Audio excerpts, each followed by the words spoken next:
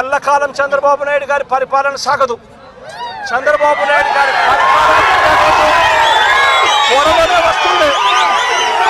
ప్రతి పోలీస్ అధికారికి కూడా చెప్తా ఉన్నా, మీ బట్టలు తీస్తామని చెప్పి ప్రతి పోలీస్ అధికారికి మీ యూనిఫామ్ తీస్తాం, చట్టం మిమ్మల్ని నిలబెడతాం, దోషులుగా మిమ్మల్ని నిలబెట్టి మీ యూనిఫామ్ తీయించి మీకు ఉద్యోగాలు లేకుండా చేస్తామని కూడా ఈ సందర్భంగా ఇప్పటికైనా చెప్తా ఉన్నా, ప్రతి పోలీస్ అధికారిలో కూడా మార్పు తెచ్చుకోండి.